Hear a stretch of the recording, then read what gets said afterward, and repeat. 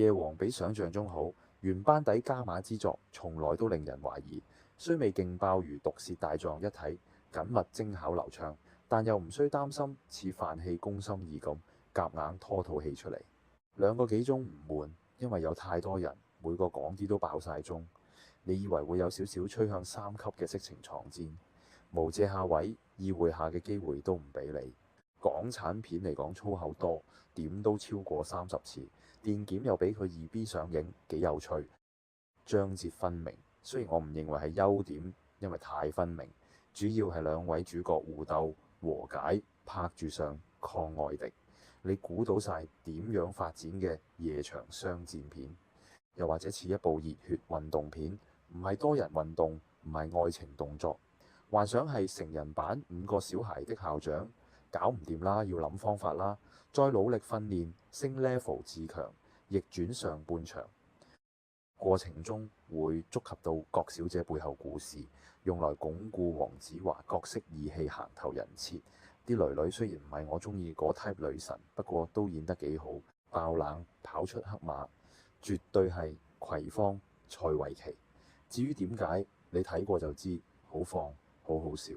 Fish 應該都算係所有女角之中最出色嗰個，又有靚衫，又拍得有氣質，又寫得有味道。譚綿軒個角色唔算好多篇幅，但冷酷風格原來好啱佢。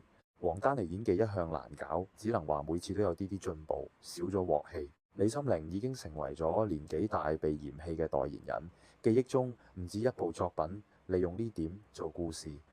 至於鄭秀文角色本身內涵其實冇乜好睇嘅描寫，都落咗喺其他配角身上，但要為呢個角色一個適合嘅演員真係唔易。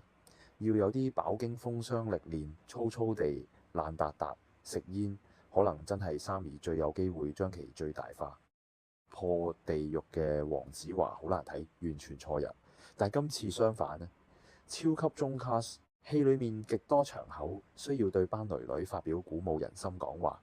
黃子華自身強項就係 speech， 有個舞台俾佢成為焦點，發揮就自然地好。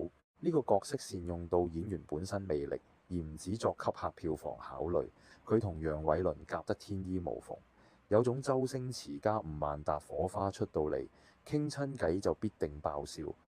去到套戲，商業元素以外，對時代社會嘅言情足夠，唔算話特別出色，都係嗰啲，而且講到好白好出面。不過文青當道，硬係要放大閱讀去展示深度懂戲。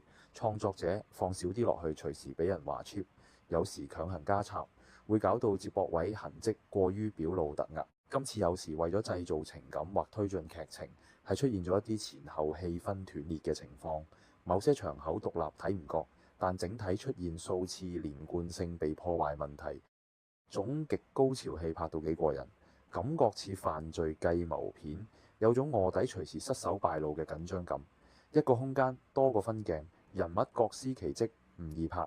不過你當我理解能力差啲啦，有時唔係好跟到，可以多少少解說同過程寫得再簡潔啲，已經做得唔錯。係技巧上仲有琢磨空間。大堆頭勵志有得笑有女睇收晒貨。大富豪有冇考慮傾客合作？邊睇邊特別服務？死場都即刻夜夜笙。